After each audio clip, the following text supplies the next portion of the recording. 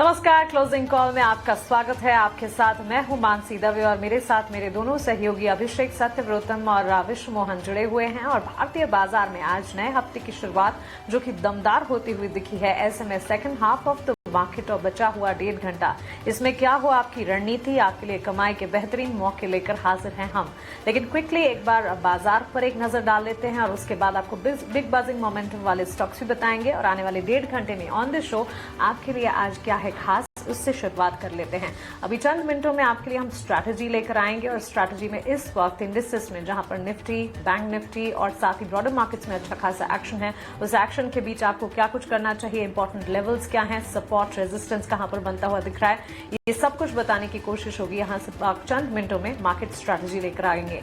इसके अलावा भरपूर एलिमेंट्स, क्लोजिंग ट्रेड्स 2:10 पर जहां मार्केट एक्सपर्ट्स हमारे साथ जुड़ेंगे और टेक्निकल नजरिया समझते हुए अपनी ट्रेडिंग आइडियाज आपके सामने रखेंगे।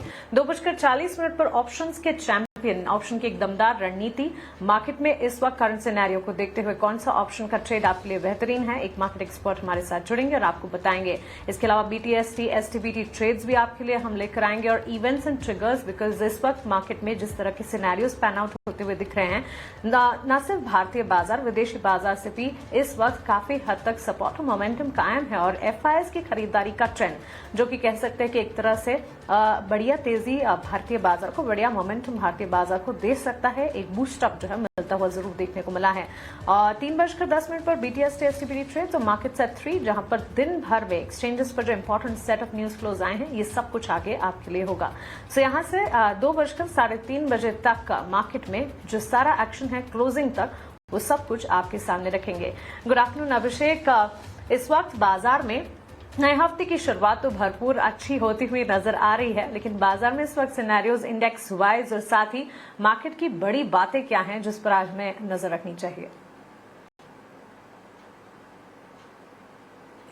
मानसी, देखिए मार्केट में बाहर है और वेलकम बैक, अच्छा लगा आप वापस आ गई हैं। लेकिन बेहतरीन तेजी हम देख रहे हैं और लगातार दूसरे सत्र में निफ्टी में मजबूती है, लगभग 250 अंकों के आसपास का उछाल है और 26,150 के ऊपर हम देखने की निफ्टी निकल गया है। तो जो रिकॉर्ड हाइज हैं वहां से कितनी दूरी रह गई? 200 अंकों से भी कम की दूरी रह गई है। तो जो ग्लोबल सेंटिमेंट बेहतर हुए हैं, जो रुपए में रिकवरी आई है, एफआईएस की बाइंग लौटी है और यही सारे कंसर्न्स थे भारतीय बाजारों के लिए, चीजें एक एक करके दुरुस्त हो रही हैं, तो बाजार में ये मोमेंटम तो लौटना ही था। निफ्टी बैंक थोड़ा सा पीछे है, लेकिन आज हम देख रहे हैं कि 230 अंकों की तेजी है। और अगर आज एचडीएफसी बैंक और एसबीआई, जो कि दो और बड़े कंट्रीब्यूटर है वेटेज के लिहाज से, अगर वो भी चल रहे होते तो आज हम 59,500 के लेवल भी देख रहे होते, लेकिन 59,300 एक छोटा हर्डल था, वहां तक तो निफ्टी बैंक पहुंच के आपको टिकता हुआ भी दिखाई देगा। आईटी शेयरों में अच्छी बाइंग आई है क्योंकि हमने देखा था कि अमेरिका में इन्फोसिस और विप्रो के जो एडीआर थे वहां पर बहुत शानदार तेजी थी। 5% ऊपर इन्फोसिस का एडीआर था और विप्रो के एडीआर में 7% का उछाल आया था। तो थोड़ा रब ऑफ इफेक्ट आ रहा है, इन्फोसिस करीब 3% चढ़ा है। मेटल में बहुत ही शानदार तेजी है और मेटल इंडेक्स अगर आप इस साल में देखेंगे, ईयर टू डेट देखेंगे, तो लगभग 24%, 25% के आसपास के रिटर्न मेटल इंडेक्स ने दिए हैं और कई सारे शेयर नए हाइज पर जा रहे हैं। आज हमने देखा कि हिंडाल्को, नाल्को, वेदांता, इन तीनों ने नया हाई बनाया है और हिंद कॉपर 5% ऊपर, हिंदुस्तान जिंक में एक्शन है। चौतरफा ब्रॉड बेस्ड बाइंग आपको मेटल में दिखाई देगी। ये सेक्टर कहीं खोस आ गया था, लेकिन फिर से जो चमक लौटी है, तो क्या गजब की रौनक हम देख रहे हैं। डिफेंस में मजबूती है, लगातार 4 सत्र तक गिरने के बाद अब 2 सत्र से तेजी हो रही है। डिफेंस में कुछ कुछ चीजें हो रही हैं। ग्लोबली हम देख रहे हैं कि थोड़ी युद्ध की बातें हो रही हैं और यूक्रेन को फंडिंग भी की है यूरोपीय देशों ने, तो उसके चलते हम देख रहे हैं कि फिर से डिफेंस वाले शेयर रौनक में लौट आए हैं और स्पेशली जो शिप बिल्डिंग स्टॉक्स हैं वहां पर आपको तेजी ज्यादा दिखेगी। कोचिन शिपयार्ड हो गया, मझगांव डॉक हो गया, गार्डन रीच हो गया, ये सारे के सारे शेयर 5 से 7% आपको ऊपर दिखाई देंगे आज के सत्र में। लेकिन आज इनके अलावा बड़े बजर्स कौन से हैं, विश्वों से फटाफट समझ लेते हैं कि आज एक्शन कहां पर है। विश्वों बताइए।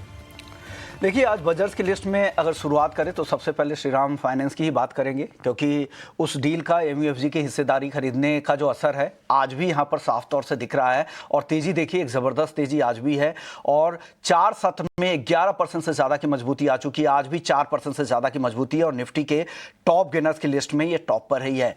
चले, इसके अलावा आज सेक्टर की बात करें तो सेक्टर में आईटी में सबसे जोरदार तेजी दिख रही है। हालांकि सारे सेक्टर इंडेक्स आप देखेंगे तो यहाँ पर मजबूती है, लेकिन आईटी सेक्टर से सबसे ज़्यादा सपोर्ट मिल रहा है। और दिग्गज आईटी के अलावा मिड कैप से भी सपोर्ट मिला। परसिस्टेंट देखिए, दिग्गजों में विप्रो, इन्फोसिस, टेक महिंद्रा जैसे जो स्टॉक्स है 2 से 3% तक मजबूत दिग्गज आईटी कंपनियां भी हैं।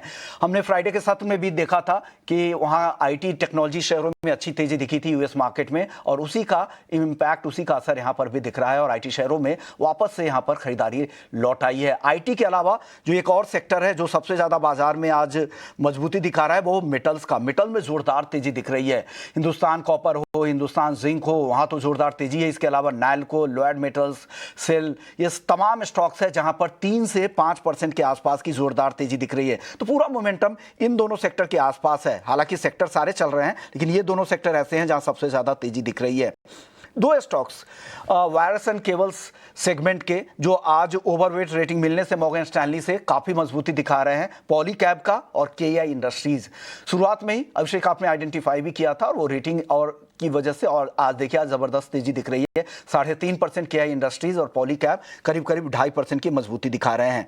रेलवे शेयरों में अप टू द बजट इस तरह की तेजी आती है, और साथ ही सरकार ने अभी जो फैसले भी लिए हैं, किराए में लगातार दूसरी बढ़ोतरी भी हुई है, और ओवरऑल सेक्टर को लेकर जिस तरह के अनाउंसमेंट की उम्मीद रहती है, उस उम्मीद में रेलवे शेयरों में इस दौरान तेजी आती है। जुपिटर वैगन देखिए खबरों के वजह से 16.5% की जोरदार तेजी है। आरके फोर्जिंग्स, आईआरएफसी, टीटागढ़, तमाम ऐसे स्टॉक्स है जहां पे 3 से 6% की तेजी यहां पर भी दिख रही है। जुपिटर वैगन्स को लेकर खबर यह है कि टेट्रा वैगन का जो एस ने कंपनी में 0.55% हिस्सेदारी खरीदी है, और करीब 470 रुपए प्रति शेयर पर ये शेयर्स खरीदे गए हैं, और जो ये डील हुई है करीब 135 करोड़ की हुई है, और उसी का फायदा यहां पर जुपिटर वैगन्स को दिख रहा है। और स्टॉक देखिए 16% की जोरदार तेजी आज के सत्र में दिखा रहा है।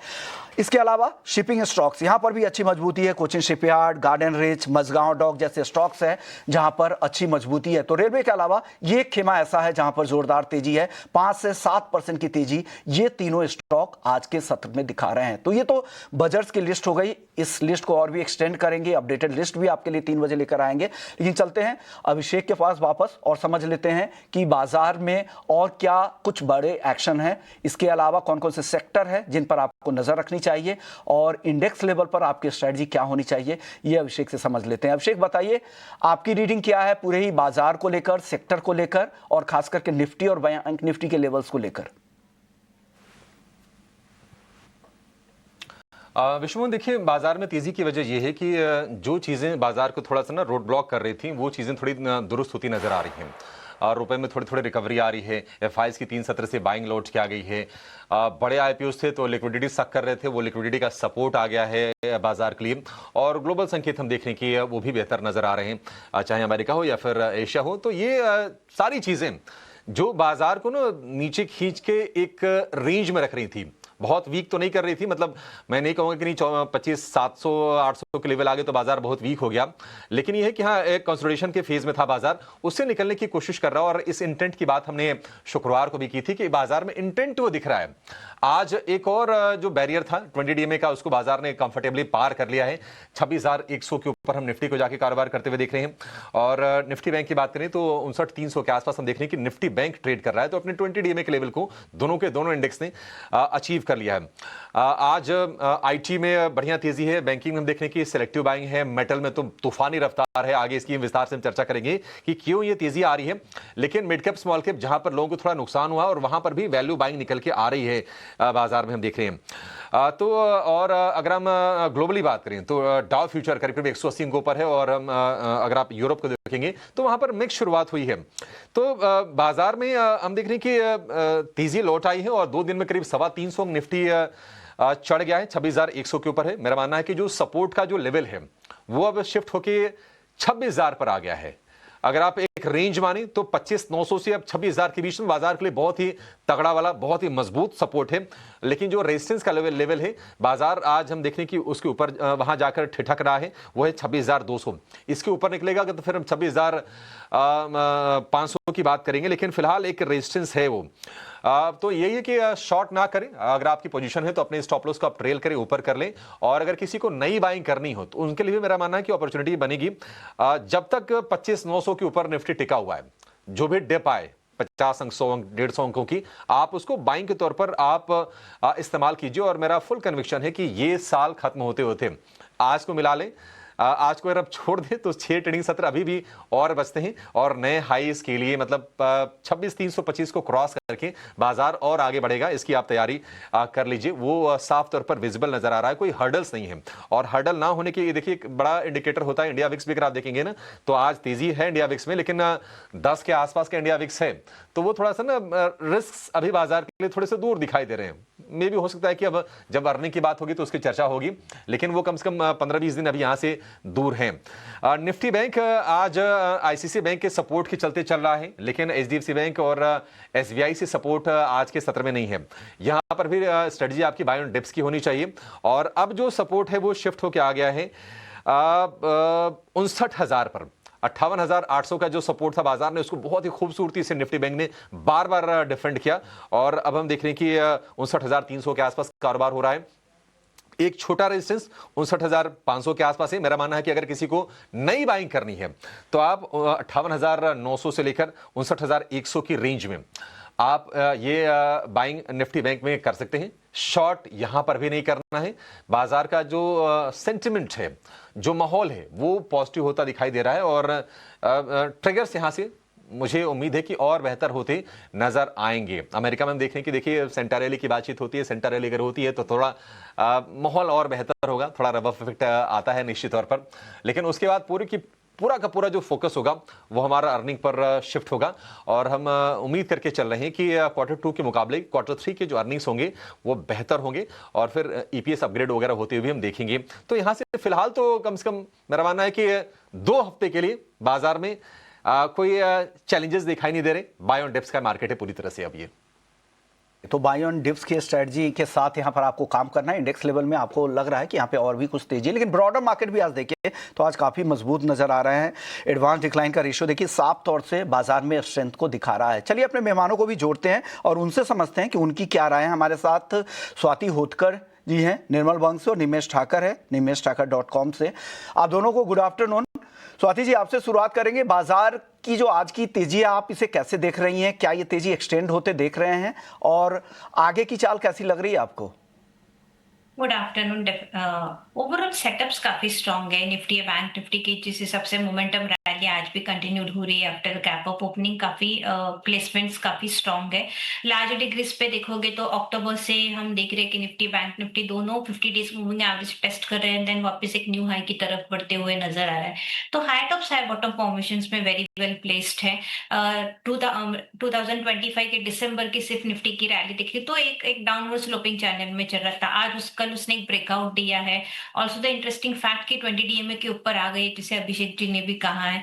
तो ये जो भी सेटअप्स चल रहे हैं अभी निफ्टी और बैंक निफ्टी में दोनों काफी पॉजिटिव है। Buy on dip strategy definitely अपनानी चाहिए एंड जिनके पास भी लॉन्ग पोजीशन से होल्ड ऑन रखिएगा। 25,200 एक शॉर्ट टर्म हर्डल है, बट आई बिलीव जिस हिसाब से अभी मार्केट ब्रेथ भी है ऑलमोस्ट 4:1, वो कहलाता है कि अपसाइड हमें ब्रेकआउट्स देखने मिलेंगे over a period of time में। एंड ये निफ्टी अपनी रैली कंटिन्यूड कर सकती है 26,400 देन 26,600 के लेवल्स ओपन हो जाते हैं। डाउन साइड में 25,800 900 ये काफी स्ट्रॉन्ग सपोर्ट जोन बन चुका है लास्ट 2 से 3 दिनों में। तो जब तक वो होल्ड है तब तक व्यू पॉजिटिव रहेगा एंड अपसाइड रैली हमें देखने मिलेगी। बैंक निफ्टी की बात करें तो यस, बैंक निफ्टी में आज थोड़ा साइडवेज मोमेंटम है। स्लोली एंड स्टेडीली ये मोमेंटम कैचअप करेगा and I believe it will be a bank Nifty who will take a Nifty on the high side, क्योंकि ऑलरेडी बैंक निफ्टी ने काफी अच्छी परफॉर्मेंस रैली दिखाई है compare to Nifty in the past few trading sessions. आज वो धीरे धीरे अपसाइड मोमेंटम कंटिन्यू कर सकते हैं। द ओनली इंटरेस्टिंग फैक्ट कि 59,500 के लेवल्स हमें ब्रेकआउट्स चाहिए ऑन द क्लोजिंग बेसिस। जैसे ही वो ब्रेकआउट्स देखने मिलेंगे कि 60,000 टू 60,500 वहां तक डोज ओपन हो जाते हैं। तो व्यू डेफिनेटली पॉजिटिव है, सेंटिमेंट्स पॉजिटिव धीरे धीरे होते जा रहे हैं। डेफिनेटली सेंटा रैली हमें देखने मिलेगी probably in this week itself. तो पॉजिटिव रहिएगा मार्केट्स में, play with the strict stop losses, यही मेरी राय होगी मार्केट में।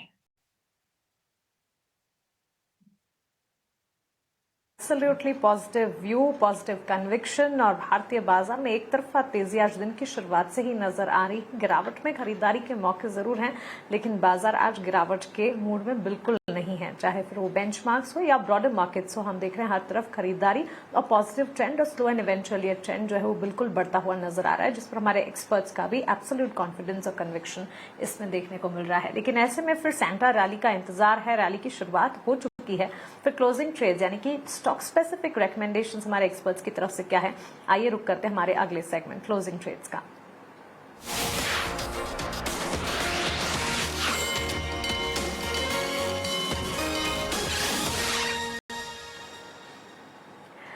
स्वाति होतकर तो है ही हमारे साथ और निमेश ठाकर भी अब हमारे साथ जुड़ गए हैं और दोनों से उनके स्टॉक ट्रेडिंग आइडिया समझ लेते हैं। गुड आफ्टरनून निमेश, स्वागत है आपका ईटी नाउ स्वदेश पर। भारतीय बाजार में सोमवार की शुरुआत अच्छी और अभी जिक्र हम कर रहे थे सेंटा रैली का, यहां से आगे किस तरह से रीड करें मार्केट्स को आप और स्टॉक स्पेसिफिक रिकमेंडेशन आपकी तरफ से क्या होंगे? Very good afternoon Mansi and everyone. देखिए मार्केट के अंदर जिस तरह से सेटअप है, सेटअप तो काफी अच्छा लग रहा है और जिस तरह से एक मोमेंटम भी बन रहा है, मैं मानता हूं कि यहाँ से IT sector as a lead करेगा ऐसा दिख रहा है। और जो मेरा रिकमेंडेशन है वो भी आईटी सेक्टर से ही। परसिस्टेंट सिस्टम का अगर चार्ट देखिए काफी स्ट्रॉन्ग सेटअप है। आज जिस तरह से हम लोग बाइंग देख रहे हैं, स्टॉक ऑल टाइम हाई के करीब ट्रेड कर रहा है। मैं मानता हूँ ये एक स्ट्रॉन्ग मोमेंटम बरकरार रहेगा। तो परसिस्टेंट सिस्टम के अंदर करंट लेवल से बाय रिकमेंडेशन है। मैं मानता हूं कि शॉर्ट टर्म के अंदर ऊपर के अंदर जो है वो 6750 6800 तक के लेवल देखने को मिल सकते हैं। तो परसिस्टेंट सिस्टम के अंदर 6490 का स्टॉप लॉस रख के शॉर्ट टर्म के लिए बाय करना चाहिए। और दूसरा जो मेरा रिकमेंडेशन है वो जियो फाइनेंस के रिलेटेड है। अगर जियो फाइनेंस का अगर आप चार्ट स्ट्रक्चर देखें तो एक काफी साइडवेज स्ट्रक्चर रहा है और स्टॉक 300 290 300 की एक रेंज से ऊपर में 330 की एक रेंज में घूमता रहता है। पिछले 2 दिन पहले अगर आप देखें तो चार्ट्स, डेली चार्ट्स के ऊपर एक डोजी पैटर्न हुई थी और उसका भी एक कंफर्मेशन कल के सेशन में आया था। आज भी हम लोग फॉलो बाइंग देख रहे हैं। तो मैं मानता हूं कि जियो फाइनेंस एक स्ट्रॉन्ग सपोर्ट एरिया के आसपास है। 295 के स्टॉप लॉस से जियो फाइनेंस के अंदर बाय करना चाहिए। ऊपर में 310 315 के लेवल शॉर्ट टर्म में देखने को मिल सकते। ठीक है, ये जियो फाइनेंशियल के लिए 310-315 रुपए के टारगेट हैं। 295 रुपए का स्टॉप लॉस, 300 रुपए के ऊपर निकलने की कोशिश कर रहा है जियो फाइनेंशियल। देखते हैं, एक बैरियर तो है ये, लेकिन परसिस्टेंटली अच्छे परफॉर्म किए हैं। और अगर आप खास तौर से अक्टूबर सब तक देखेंगे तो चाल अच्छी रही है परसिस्टेंट की, और उस पर भी बुलिश है निमेश जी। स्वाति जी, आप बताइए आपके स्टॉक्स कौन से हैं और आप क्या खरीदने की सलाह दे रही हैं?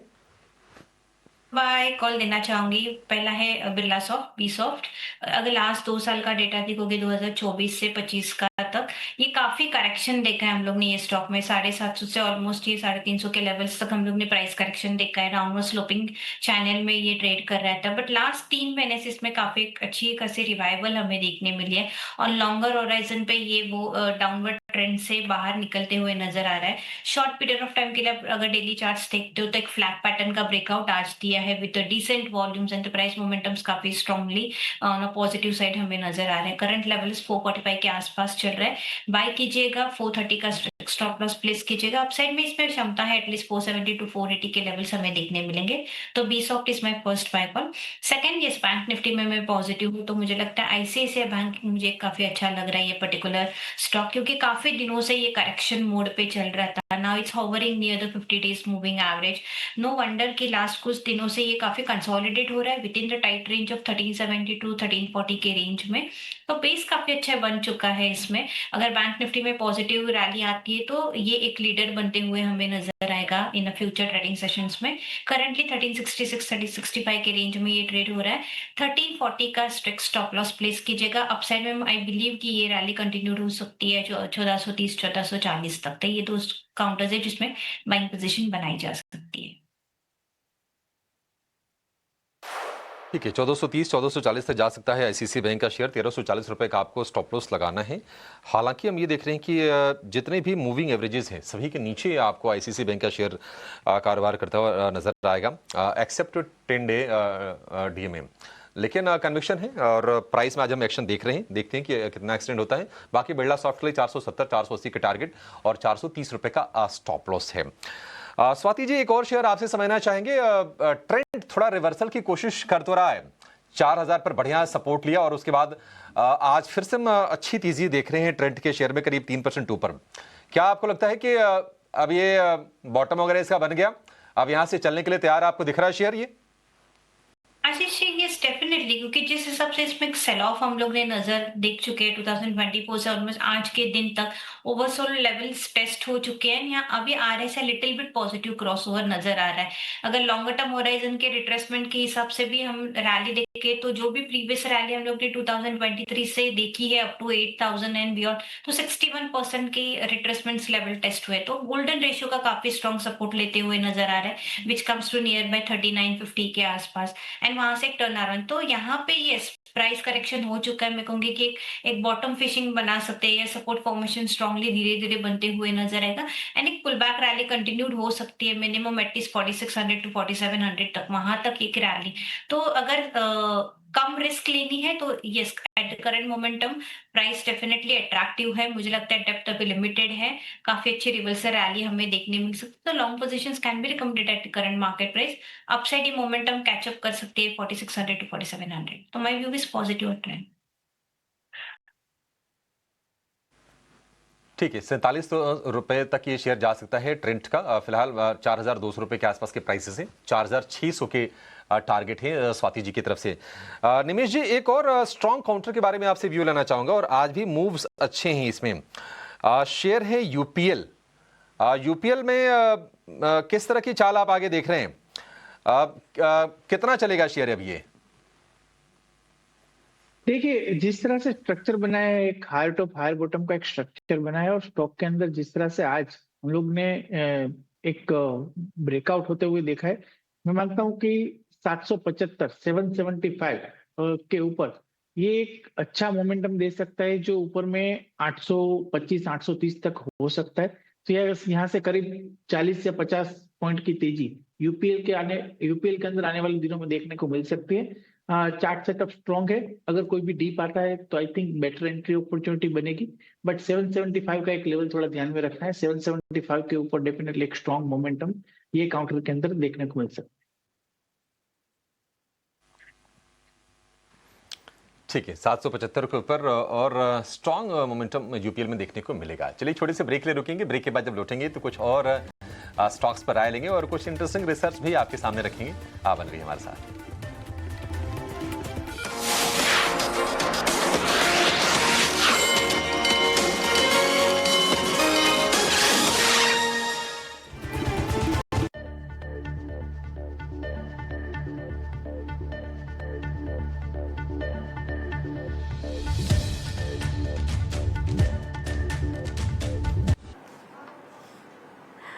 ब्रेक के बाद स्वागत है आपका। आप देख रहे हैं क्लोजिंग कॉल, और भारतीय बाजार में जहां हम देख रहे हैं अच्छा खासा तेजी का मोमेंटम है। इसमें मेजर कंट्रीब्यूटर्स, अगर लार्जर प्लेयर्स की बात करें, इन्फोसिस, भारती एयरटेल और साथ ही कुछ तमाम मेटल स्टॉक्स है जहां पर अच्छा खासा एक्शन है। सेक्टर वाइज वैसे हर सेक्टर में आज अच्छी खासी मजबूती है, लेकिन टॉप परफॉर्मिंग चार्ट्स में मेटल स्पेस जरूर नजर आ रहा है।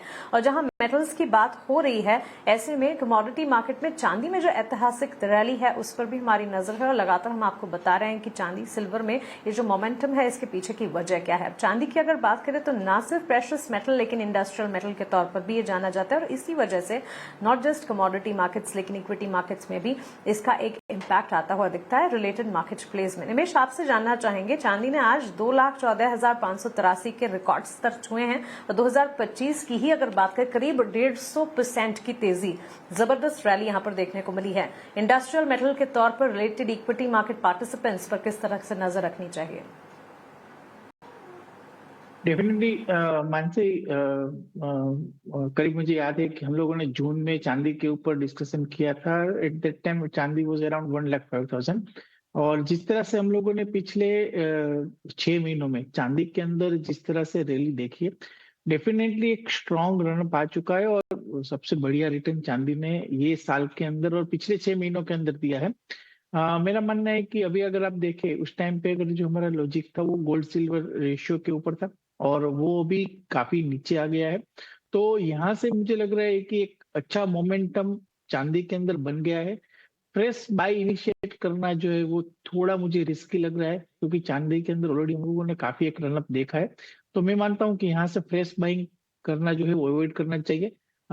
एक करेक्शन का वेट करना चाहिए, और अगर करीब नीचे के अंदर बात करें तो नीचे जो सपोर्ट एरिया बन रहा है वो 1,80,000 के आसपास का एक सपोर्ट एरिया बन रहा है। तो मैं मानता हूँ कि अगर 1,80,000 के आसपास आता है तो वहां पर एक good entry point short term के लिए बन रहेगा, बट ये लेवल से मुझे रिस्क टू रेशियो जो है वो फेवरेबल नहीं लग रहा है। तो चांदी के अंदर करंट लेवल से मैं फ्रेश बाय रिकमेंड नहीं करता हूँ, बट अगर किसी के पास है तो वो डेफिनेटली अभी भी होल्ड कर सकते हैं और ये मोमेंटम को प्ले कर सकते हैं।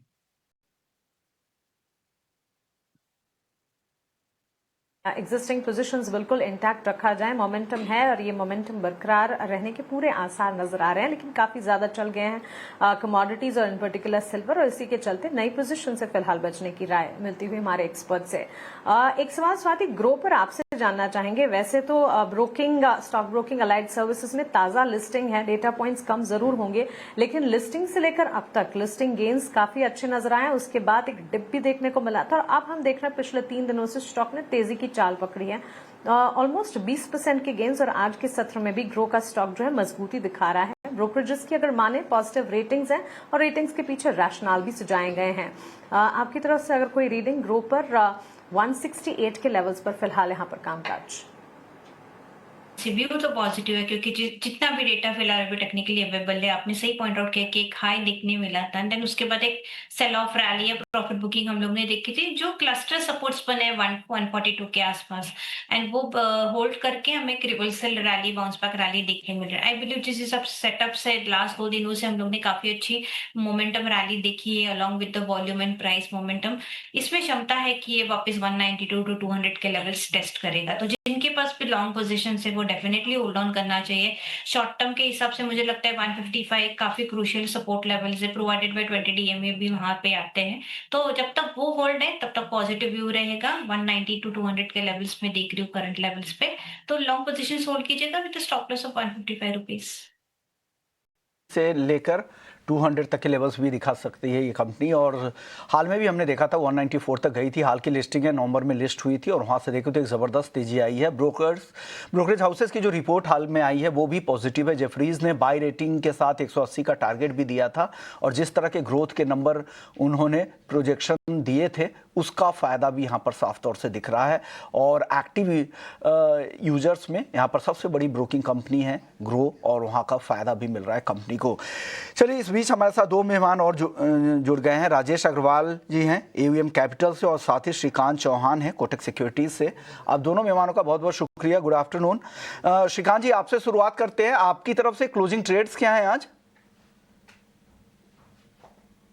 या गुड आफ्टरनून। तो देखिए, वैसे मार्केट अगर देखा जाए तो काफी स्टेबल और स्टेडी तरीके से बढ़ रहा है, काफी अच्छी बात है। मार्केट के ब्रेथ को देखें तो मार्केट का ब्रेथ भी काफी स्ट्रांग हो चुका है सिंस लास्ट 4-5 डेज। और अगर एफआईएस की एक्टिविटी देखें तो वहां पे भी हमने देखा है कि काफी अच्छा इजाफा हुआ है सिंस लास्ट 3 डेज।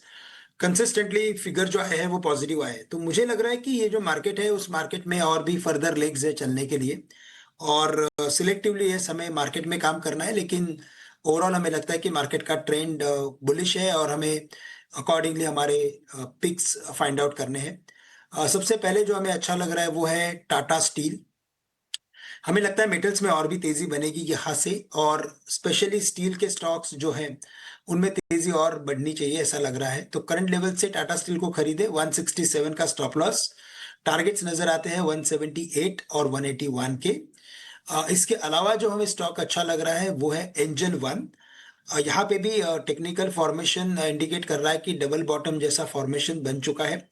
मार्केट में तेजी है, तो मोस्ट ऑफ द टाइम हमने देखा है कि ये जो स्टॉक होते हैं कैपिटल मार्केट से रिलेटेड, उनमें तेजी बनती है। साथ ही साथ एक्सचेंज से जो क्लैरिटी आनी चाहिए थी या पॉलिसी मेकर से, रेगुलेटर से, वो भी क्लैरिटी आ चुकी है। तो अभी इमीडिएट बेसिस पे कोई बड़ा थ्रेट कैपिटल मार्केट के लिए नहीं है, और इसी वजह से हमें लगता है कि एंजल वन को भी करंट लेवल से खरीदे।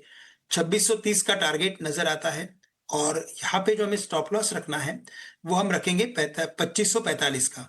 तो 2545 के स्टॉप लॉस के साथ एंजल वन को खरीदे, और 167 के स्टॉप लॉस के साथ टाटा स्टील को खरीदने की राय रहेगी। और साथ ही एक ब्रोकिंग कंपनी एंजल वन में भी आपकी राय है 2630 तक का टारगेट। अभी हम ग्रुप की चर्चा भी कर रहे थे और आपने एंजल वन आपकी सुझाव दिए हैं, और साथ ही टाटा स्टील। मेटल्स आज काफ़ी तेज है। मेटल्स के अलावा आईटी भी आज काफ़ी मजबूती दिखा रहा है। आईटी पर एक राय राजेश जी से ले लेते हैं। राजेश जी, आज आईटी काफ़ी मजबूत है, इस तेजी में कितना कन्विक्शन आपको दिख रहा है? क्या यहाँ से भी आईटी स्टॉक्स खरीदना चाहिए क्या, जिनका मीडियम टर्म का नजरिया है? Good afternoon mister Mohan ji और बाकी भी जो पैनल में जो मित्रगण है सबको नमस्कार। जहाँ तक आईटी की बात है, मैंने पहले भी कई बार आपके प्लेटफॉर्म पे कहा है कि आईटी के वैल्यूएशंस बहुत अच्छे हो गए हैं। अब थोड़ा हो सकता है लंबा इंतजार करना पड़े, फंडामेंटली कई कारण हैं, लेकिन जिस तरीके का माहौल बन गया था कि जिस तरह शायद आईटी कंपनियां अब कभी परफॉर्म नहीं कर रही हैं, वो मेरे ख्याल से थोड़ा सा अतिशक्ति हो गई थी। लेकिन आईटी की अगर बैलेंस शीट वगैरह देखी, जो दिग्गज कंपनियां हैं खास करके, तो बहुत स्ट्रांग है। कई जगह जो ऑर्डर इनफ्लोज की भी चिंताएं जताई जा रही थी, वहां भी ऑर्डर्स इनफ्लो ठीक ठाक आए हैं। कुछ कंपनियां क्लाउड में, एमएल में, सब में जा रही हैं, तो इस लिहाज से मैं नहीं समझता कि आईटी में कोई बहुत ज्यादा दिक्कत की बात है। और इनके लिए बेनिफिशियल ये भी है कि रुपए जो ऑलमोस्ट 90 तक अब चल रहा है, 91 रुपये जाकर के 89.55 में क्लोज किया था फ्राइडे को, तो रुपया भी इनके फेवर में जा रहा है। तो डिस्क्रिशनरी स्प्रेड हल्के-हल्के बढ़ने लगेंगे जब फेड ने रेट कट का सिलसिला चालू कर दिया है तो। तो इस वजह से आईटी में हम बुलिश हैं, but not in the short term. थोड़ी-सी मध्यम से लंबी अवधि का नज़रिया रखें। जो दिग्गज कंपनियाँ हैं, खास करके जैसे इन्फोसिस है या टीसीएस है, उनके बैलेंस शीट स्ट्रॉन्ग है और ऑर्डर इनफ्लोज़ भी ठीक-ठाक आए हैं, वहाँ ध्यान रखा जा सकता है। मिड कैप की बात की जाए तो पर्सिस्टेंट अच्छा लगता है, इंटेलेक्ट डिज़ाइन अच्छा लगता है। तो ये कुछ चुनिंदा आईटी स्टॉक्स हैं, जहाँ पे हमने हमारे क्लाइंटों को भी खरीदारी की सलाह दी है। आईटी कंपनियां, दिग्गज आईटी के नाम भी आपने बता दिए हैं, तो ये आप अपने लिस्ट में रख सकते हैं, लेकिन नज़रिया जो रखना है मीडियम से लंबी अवधि का रखना है, आपको यहाँ पर निवेश कर सकते हैं। चलिए, एक और सेगमेंट, एक और वर्टिकल है रेलवे का, जहाँ पर आज अच्छी तेजी है और आमतौर पे बजट से पहले इस तरह के कैपेक्स वाले जो स्टॉक्स होते हैं उनमें खरीदारी लौटती है। और आज देखिए जुपिटर वैगन्स, हालांकि खबर भी है यहाँ पे प्रमोटर की हिस्सा बढ़ाने की, इसके अलावा रियलटेल, आरवीएनएल, आईआरसीटी जैसे तमाम ऐसे स्टॉक्स हैं जहाँ पे अच्छी तेजी दिख रही है। और बजट से पहले रेलवे में कैपेक्स को लेकर उम्मीदें बढ़ती है और ये भी कहा जा रहा है कि इस बार जो रेलवे कैपेक्स में 10 से 12% तक बढ़ सकती है, इस तरह की चर्चा बाजार में भी है और आज जबरदस्त तेजी भी है। हालांकि ये इस बार जो 2025 में देखे तो रेलवे स्टॉक्स में लोगों का पैसा बना नहीं है, काफी नुकसान भी हुए हैं, 25 से 30% तक बहुत सारे स्टॉक्स अभी भी नीचे हैं। श्रीकांत जी, आपकी राय चाहेंगे, रेलवे स्टॉक्स में कुछ पसंद आ रहा है जो अप टू द बजट अच्छी रैली दिखा सकता है यहां से, और आज की तेजी के बाद आपकी राय क्या है, आपका नजरिया क्या है?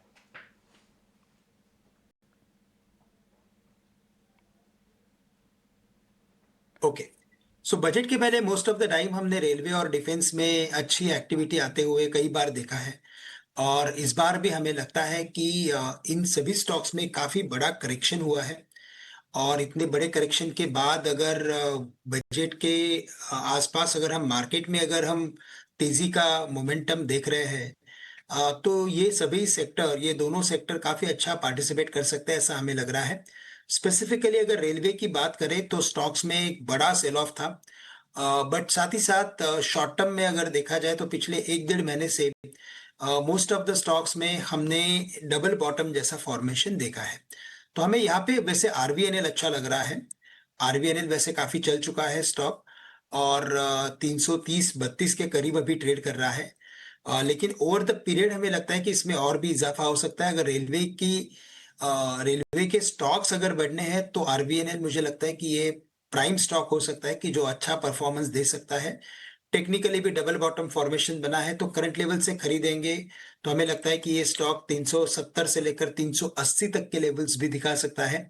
और 310 के नीचे जाना थोड़ा शॉर्ट टर्म में मुश्किल लग रहा है, तो 310 का एक स्टॉप लॉस होना चाहिए अगर पोजिशनल ट्रेड बनाना हो। 370 380 के टारगेट्स रखे। साथ ही साथ हमें जो अच्छा लग रहा है वो है आईआरएफसी। यहाँ पे भी हमें लगता है कि बड़ा सेल ऑफ हुआ है, डबल बॉटम जैसा फॉर्मेशन बन चुका है। स्टॉक में तेजी बनेगी तो वापस से 140 तक के लेवल्स दिखा सकता है। 105 का स्टॉप लॉस हमें रखना जरूरी है, ऐसे हमें लग रहा है। और फाइनली अगर मैं किसी और एक स्टॉक के ऊपर अगर व्यू बनाता हूं तो वो है टीटागर। टीटागर वैगन 810 812 के करीब ट्रेड कर रहा है। मल्टीपल टाइम करंट लेवल्स पे यानी कि 750 770 में इसमें खरीदारी आई है।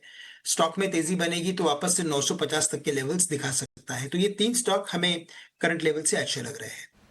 ऑलराइट, तो चलिए कुछ चुनिंदा काउंटर्स हैं जहां पर आपको रखनी है नज़र, और खास तौर से टीटागढ़ रेल पर नज़र डालिए, क्योंकि देखिए आज मॉर्गन स्टैनली का डाउनग्रेड भी आया था। आमतौर पर हम देखते हैं कि स्टॉक इतने एक्साइटेड नहीं रहते हैं जब डाउनग्रेड होते हैं या फिर टारगेट प्राइस कट होता है, तो स्टॉक पे एक नेगेटिव रिएक्शन ज़रूर होता है। बट आज देखिए पूरा उसका विपरीत जाता होगा काउंटर, लगभग 3.5% का उछाल आप अभी फिलहाल देख सकते हैं। बट इस बीच MCX में भी ज़बरदस्त तेज़ी है। देखिए जिस कमोडिटीज़ में MCX खास तौर से डील करता है, सोना चांदी उसके फ्यूचर्स, उनमें तो धुआंधार तेज़ी है ही, बट ये स्टॉक भी रुकने का नाम नहीं ले रहा है। देखिए अब 10,800 के लेवल्स जो हैं आप MCX पर देख सकते हैं। एक बार देखते हैं कि पूरे साल में उसने किस तरीके के रिटर्न्स दिए हैं। तो देखिए YTD बेसिस पे 72% का मूव ऑलरेडी हमने MCX के काउंटर पे देखा है। एक बार निमेश जी आप इस पे राय दीजिए, जिनके पास ऑलरेडी है क्या करना चाहिए, क्या अभी भी बने रहे, कितनी अपसाइड लगती है आपको MCX में यहाँ से? देखिए जिस तरह से MCX का चार्ट स्ट्रक्चर है, काफी स्ट्रॉन्ग स्ट्रक्चर है। स्टॉक नया ऑल टाइम हाई पे चल रहा है, अनचार्टेड टेरिटरी के अंदर घूम रहा है, और डेफिनेटली जिस तरह से आपने लॉजिक एक्सप्लेन किया, गोल्ड एंड सिल्वर जो है वो उसका भी ऑल टाइम हाई के ऊपर चल रहा है। मैं मानता हूँ कि जिस तरह से मोमेंटम है, डेफिनेटली एक स्ट्रॉन्ग रैली कंटिन्यू रह सकती है। ऊपर के अंदर जो रेजिस्टेंस एरिया बन रहा है वो 12,000 के आसपास का बन रहा है, तो यहाँ से और 1,200 रुपए का अपसाइड रैली मुझे MCX के अंदर दिखता है। अगर किसी के पास है तो डेफिनेटली उसको होल्ड करना चाहिए। और मैं मानता हूँ कि आज के दिन के अंदर चार्ट्स के ऊपर एक फ्रेश ब्रेकआउट भी आया है, तो यहाँ से आप फ्रेश बाई भी इनिशिएट कर सकते हैं। नीचे की तरफ अगर स्टॉप लॉस की बात करें तो आज के दिन का जो लो है अराउंड 10,300, वहां का एक स्टॉप लॉस लगा के फ्रेश बाई करना चाहिए, और 12,000 तक के लेवल MCX के अंदर देखने को मिल सकते हैं, ऐसा मेरा मानना है। 12,000 तक के भी लेवल्स जो हैं MCX में आ सकते हैं, बट उसके अलावा जो स्टॉप लॉसेस निमेश जी ने बताए उसको ध्यान में ज़रूर रखा जाए। पर आइए अब समझते हैं कि ऑप्शन में क्या होनी चाहिए आपकी कमाई की रणनीति। रुक करेंगे हमारे अगले सेगमेंट ऑप्शंस के चैंपियन का।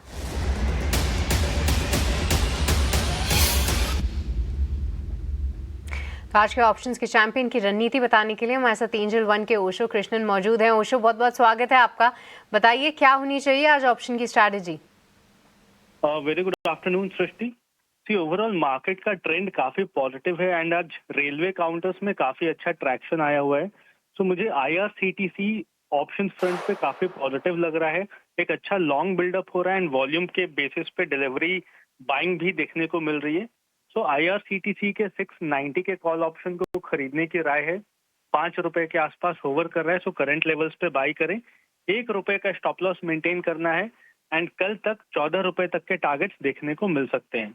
जो मैक्सिमम रिस्क है ये पूरे ट्रेड सेटअप का वो नियरली 3500 का है एंड प्रॉफिट्स आने पे नियरली 7900 तक के पॉजिटिव रिटर्न्स हमें देखने को मिल सकते हैं। ऑलराइट, तो चलिए IRCTC यहाँ पर 590 का कॉल ऑप्शन आपको 5 रुपए पे खरीदना है। ओशो इसका लक्ष्य क्या बताया आपने? 14 रुपए का लक्ष्य इसमें देखने को मिल सकता है। ओके, 14 रुपीज़ का टारगेट, 1 रुपए का आपको स्टॉप लॉस यहाँ पे लगाना है। बहुत बहुत शुक्रिया ओशो आज ये अपनी ऑप्शंस की रणनीति बताने के लिए। तो इस प्लेट में हम लक्ष्य ज़रूर ऐड करेंगे। 14 रुपए के टारगेट्स जो हैं यहाँ पर ओशो बता रहे हैं। स्टॉप लॉस यहाँ पे 1 रुपए का आपको लगाना है। इससे जुड़े टारगेट और साथ ही साथ जितना मैक्सिमम नुकसान हो सकता है ये भी आपको जो है हम बता रहे हैं स्क्रीन पे। पर आपको ये भी बता दें कि 10 में से 9 लोगों को F&O सेगमेंट में नुकसान ही होता है और ऑन एन एवरेज नुकसान 1 लाख रुपए का होता है। तो इसको ध्यान में ही रखकर ट्रेड ले, अगर आप इसमें ट्रेड ले रहे हैं तो। पर चलिए एक बार फिर से जो है मार्केट्स पे नज़र ज़रूर डालेंगे। एक अच्छी तेज़ी बरकरार है निफ्टी बैंक में, पर देखते हैं कि आखिरी का 1 घंटा किस तरीके से पैन आउट होता है। बट उससे पहले फिलहाल वक्त चला एक छोटे से ब्रेक का, आप कहीं मत जाएगा, हम जल्द लौटेंगे।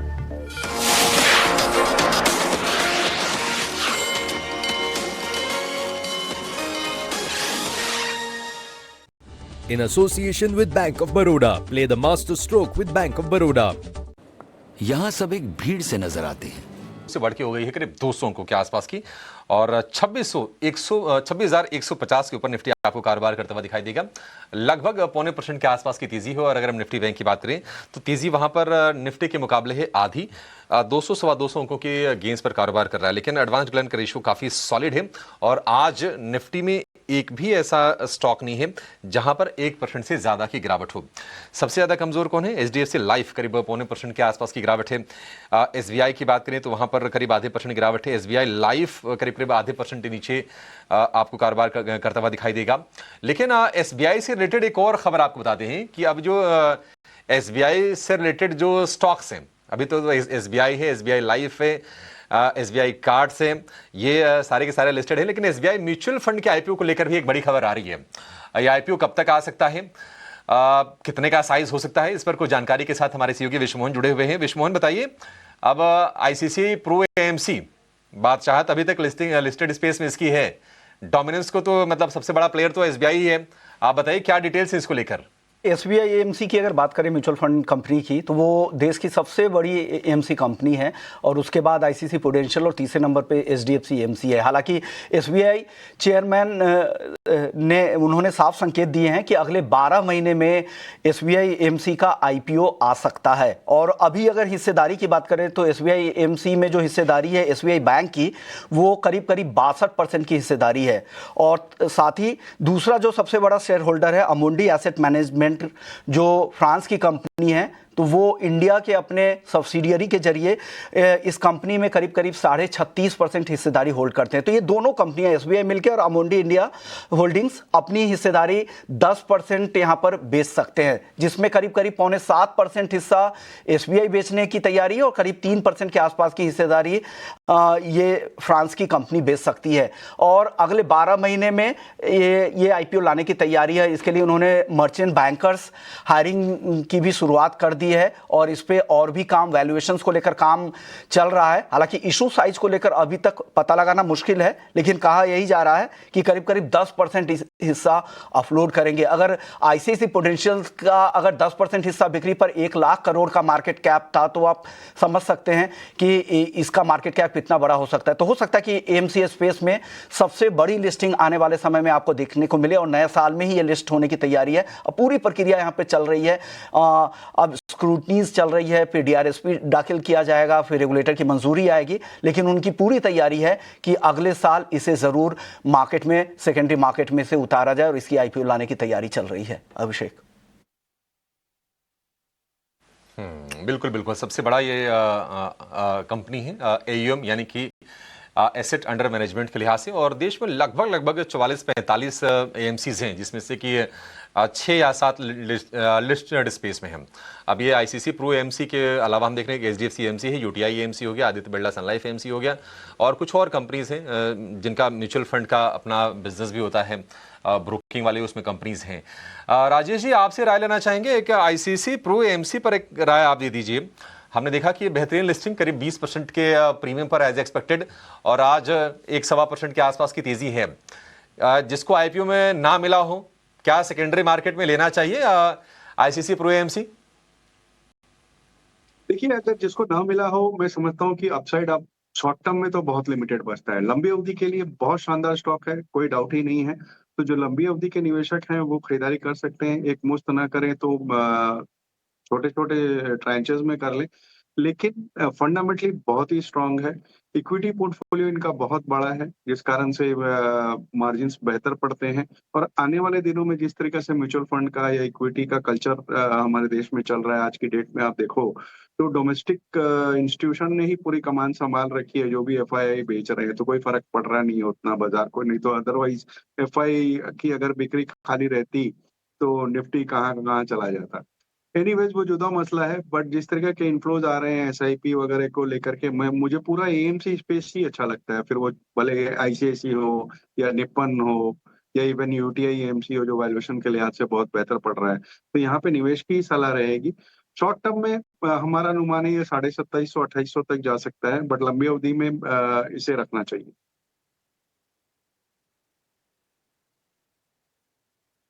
चाहिए। और अभी भी जो म्यूचुअल फंड का जो पेनिट्रेशन है हमारे देश में काफ़ी ज़्यादा कम है, तो यहाँ से जो कारोबार की जो संभावनाएं हैं वो निश्चित तौर पर काफ़ी ब्राइट हैं। और राजेश जी का भी कन्विक्शन है कि सारे के सारे AMCs उनको बेहतर लग रहे हैं। राजेश जी, एक और प्रश्न, एक बार ना सारे के सारे हमारे जो मेहमान हैं सबको आप जरा स्क्रीन पर दिखाइए। राजेश जी, कोई अंदाज़ा कि बजट कब आ रहा है? 1 फरवरी को तो रविवार है तो चर्चाएं गर्म है कि नहीं 1 फरवरी को ही आएगा रविवार को, क्या संसद खोली जाएगी और बजट पेश किया जाएगा, या फिर शनिवार को आ जाएगा 1 दिन पहले, या फिर 2 फरवरी को आएगा? आपको सर क्या लग रहा है? देखिए, ये सिर्फ कयास लगाने की बात है, क्योंकि अल्टीमेट फैसला तो संसद का ही होगा, प्रधानमंत्री जी का या फाइनेंस मिनिस्टर का होगा। लेकिन कयास मेरा ये है कि 1 तारीख को ही आएगा, भले वो रविवार हो या कुछ भी, क्योंकि मुझे याद है पिछली बार शनिवार पड़ा था 2025 का जो बजट आया था, तो उस दिन भी छुट्टी थी, बाजार भी बंद थे, लेकिन सब कुछ खोला गया था। तो इस बार भी मुझे तो ये लग रहा है कि रविवार को आएगा। रविवार को ऐसे ना एक बार शायद आ चुका है बजट, ये पहली बार नहीं है। 99 का जो बजट पेश हुआ था, जो यशवंत सिन्हा ने जो पेश किया था, वो रविवार को ही आया था। हालांकि इस बार चर्चा ये है कि नहीं 1 तारीख को ना वो रविदास जयंती पड़ रही है और रविवार भी है, तो शायद 2 तारीख को हो जाए। श्रीकांत जी, क्या ये बेहतर होगा कि 1 तारीख को ही बजट आ जाए और खैर जब सरकार अनाउंस कर देगी तो एक्सचेंजेस तो कर ही देंगे कि हम बाजार खोल रहे हैं?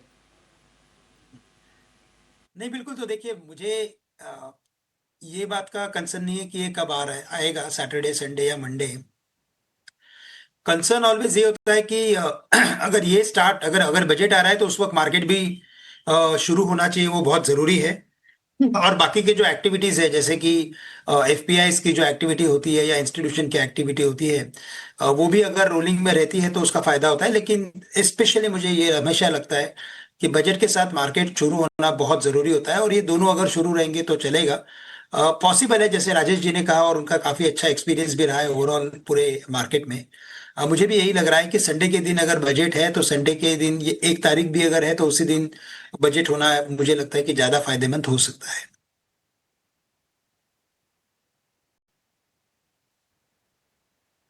प्लीज अभी भी आए, मतलब बाजार तो खुलेंगे ही खुलेंगे, वो चाहे शनिवार को आ जाए चाहे रविवार को ही क्यों ना आ जाए। अब डिसीजन इस पर सरकार को लेना है। पार्लियामेंट्री अफेयर्स मिनिस्टर किरण रिजिजू का कभी बयान आया था कि कैबिनेट कमेटीज पर डिसीजन लेगी। एक छोटे से ब्रेक का वक्त हो गया है और ब्रेक के बाद जब हम लौटेंगे तो हम श्रीराम फाइनेंस के मैनेजमेंट से सीधे बातचीत करेंगे। MUFG 20% स्टेक ले रहा है, काफी बड़ी डील है, फाइनेंशियल सेक्टर की सबसे बड़ी FDI। तो कंपनी के आगे क्या तैयारी है, क्या कुछ बदलेगा श्रीराम फाइनेंस में, इस पर बेहद दिलचस्प चर्चा, आप चूकिएगा नहीं ब्रेक के बाद।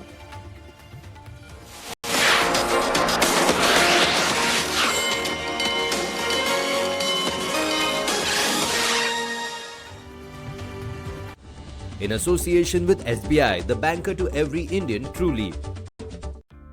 Confused by the market noise?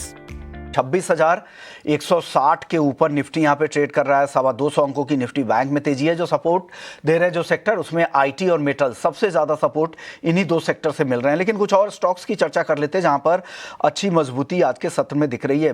Banking stocks में आज ICICI बैंक पर एक राय ले लेते हैं, लेकिन ICICI बैंक से राय ले उससे पहले चलते हैं अपने सहयोगी हर्ष के पास, जो श्रीराम फाइनेंस के मैनेजमेंट से खास चर्चा कर रहे हैं उस डील पर, और सीधे समझते हैं कि श्रीराम फाइनेंस के मैनेजमेंट उस डील के बारे में क्या कह रहे हैं। चलिए सीधे चलते हैं हर्ष के पास।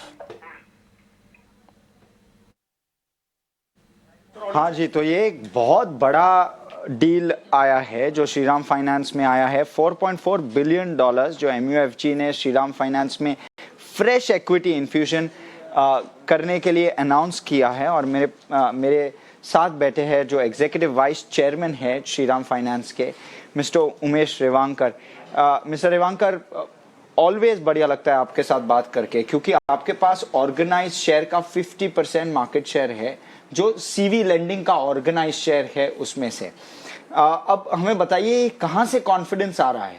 40,000 करोड़ का इक्विटी, बहुत सारे कंपनीज एक तो अब्सॉर्ब नहीं कर पाते, आपने ना ही अब्सॉर्ब किया है, बड़े कंफर्टेबली अब्सॉर्ब किया है, और आप काफी कॉन्फिडेंट लग रहे हो कि ROE डाइल्यूशन के बावजूद भी ये काफी पॉजिटिव लग रहा है। इनफैक्ट स्ट्रीट भी पॉजिटिवली व्यू कर रहा है इसको। हमें बताइए कितने टाइम से ये डील चल रहा है, और क्या आपके साइड से ये डील इनिशिएट हुआ कि उनके साइड से इनिशिएट हुआ? देखिए, एक कैपिटल रेज एक प्रोग्राम ऐसा रहता है कि हम एक ऑलवेज क्या बोलते हैं उसमें ऑन टोस रहते हैं, क्योंकि कैपिटल रेज जरूरत है ग्रोथ के लिए। करेक्ट। अभी आप शॉर्ट टर्म भी इसका प्लान कर सकते हो, लॉन्ग टर्म में प्लान कर सकते हो। अभी शॉर्ट टर्म में हम छोटा स्मॉल इक्विटी रेस कर सकते हैं 1% 2% ऐसा। हम सोचे कि हम लॉन्ग टर्म का प्लान करें और एक अच्छा पार्टनर ला लें। सो ये दो चीज हम लेके हम बात कर रहे थे और हमको लगा कि एक अच्छा पार्टनर मिला, किसका एक्सपीरियंस अच्छा हो, किसका ट्रैक रिकॉर्ड अच्छा हो और किसके पास नॉलेज एक्सपीरियंस होने से क्या होता है, हमको भी मजबूत, हमारा भी एक पोजीशन मजबूत हो जाता है। और उसका एक मजबूत पार्टनर आने से एक हमारा एक कॉस्ट ऑफ बोरोइंग भी हम कम कर सकते हैं, क्योंकि बाकी लेंडर्स भी हमको लेंडिंग करने में एक पॉजिटिव थिंक करेंगे। ये सब सोच के हम एक डिस्कस कर रहे थे और मल्टीपल डिस्कशन मल्टीपल इन्वेस्टर्स से हुआ। ऐसा नहीं कि हम सिर्फ एमएफजी के पास डायरेक्ट गए, ऐसा नहीं हुआ। हाँ, मल्टीपल इन्वेस्टर्स से डिस्कस कर रहे थे, लेकिन यहाँ पे दोनों का एक कल्चरल मैचिंग अच्छा हो गया, क्योंकि हमारा फिलॉसफी कल्चर, उनका फिलॉसफी कल्चर एक अच्छा मैच हो गया, इसलिए ये थोड़ा फास्ट बढ़ गया और क्लोज हो गया। ये जो 841 का प्राइस है, अराउंड 1.9 टाइम्स बुक है पोस्ट मनी, अब क्या आपको लगता है इससे बेहतर कुछ कर सकते थे? ऑफ कोर्स स्ट्रीट काफी खुश है ये डील से, पर क्या आपको लगा कि मे बी प्राइस वाइज थोड़ा बेहतर हो सकता था? देखिए, हम एक डिस्कस करने का टाइम पर हम प्राइसिंग का बात नहीं कर रहे थे। हम पार्टनरशिप कैसा होना चाहिए, कल्चरल फिटिंग कैसा होना चाहिए और कस्टमर का बेनिफिट होना चाहिए, यही बात हो रहा था। ये प्राइसिंग हम एक सेबी फार्मूला से हम लिया है, हमने एक उसके ऊपर प्रीमियम नहीं डाला है, नहीं तो वो एक बार्गेन भी नहीं हुआ इसके ऊपर। राइट। सर हमें ये बताइए, अब श्रीराम फाइनेंस जो कि अभी ये कैपिटल रेस करेगा, कब तक आएगा ये कैश आपके बैलेंस शीट पे?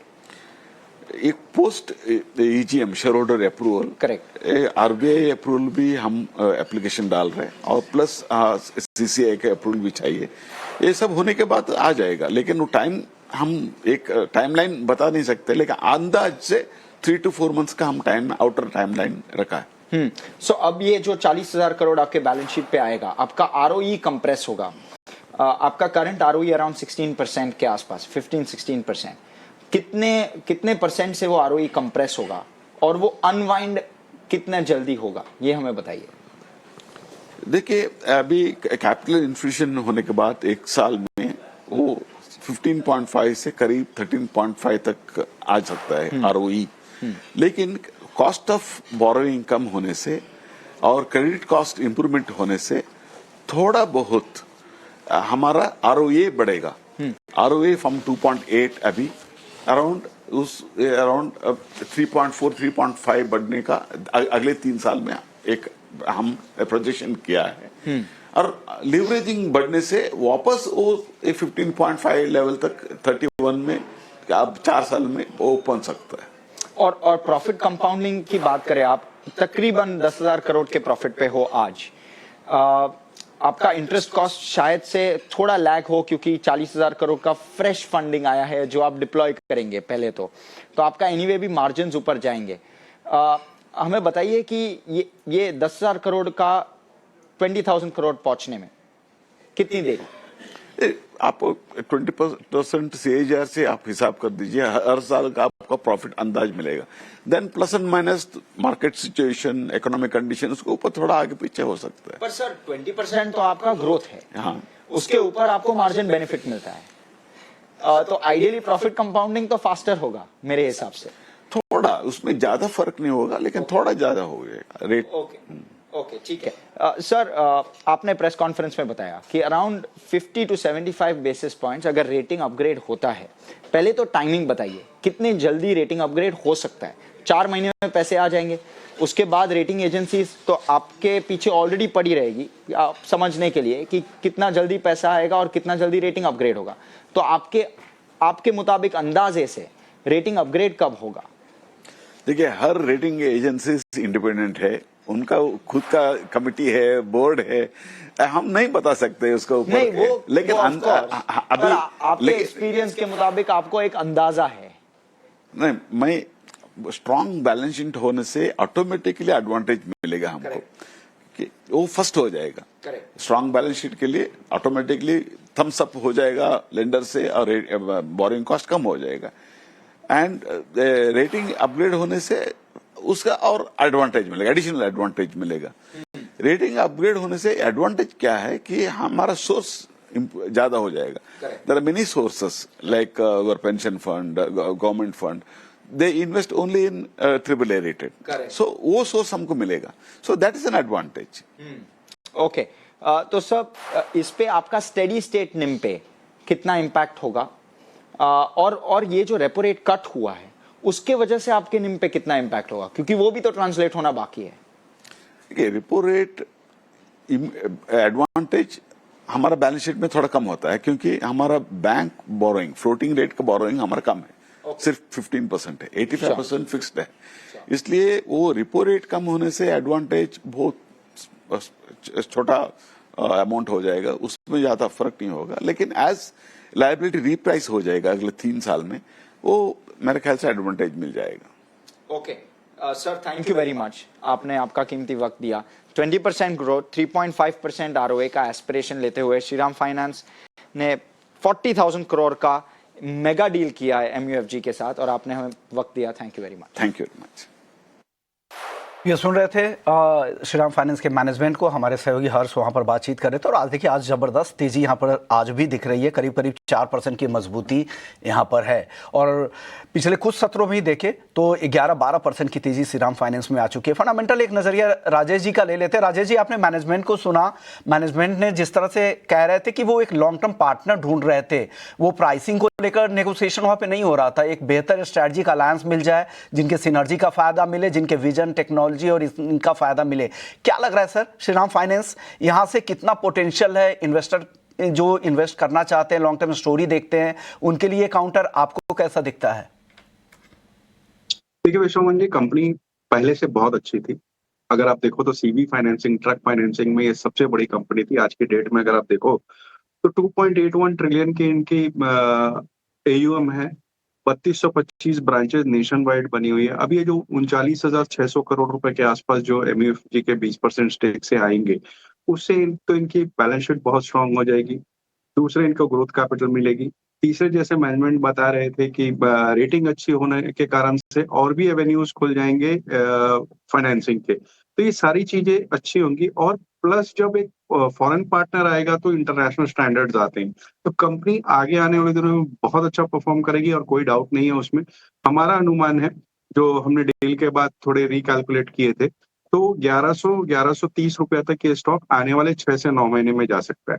अब शॉर्ट टर्म की बात की जाए तो अगर आप देखो तो शुक्रवार को एक शानदार तेजी और आज भी अच्छा खासा बढ़ा हुआ है, तो मैं समझता हूँ कि शॉर्ट टर्म में हो सकता है कि कोई प्रॉफिट बुकिंग आए या कंसोलिडेशन हो, लेकिन उसे एक अपॉर्चुनिटी की तरह लेनी चाहिए लॉन्ग टर्म के निवेशकों को निवेश करने के लिए। अवधि के लिए एक बेहतर यहाँ पे बेट हो सकता है शॉर्ट टर्म में एक लंबी रैली के बाद कुछ करेक्शन दिखे, लेकिन आप इस पर नजर रख सकते हैं, पोर्टफोलियो का स्टॉक बना सकते हैं, ऐसा राजेश जी मानते हैं। ग्रोथ कैपिटल, फाइनेंसिंग अच्छी होगी, रेटिंग अपग्रेड होगा, और फिर इंटरनेशनल पार्टनर आने से जो इंटरनेशनल एक स्टैंडर्ड जो मेंटेन कंपनी आगे चल के करेगी उसका फायदा भी मिलेगा, रीच भी बढ़ेगा। लेकिन चलिए अब शुरू कर लेते हैं मार्केट एट 3 की।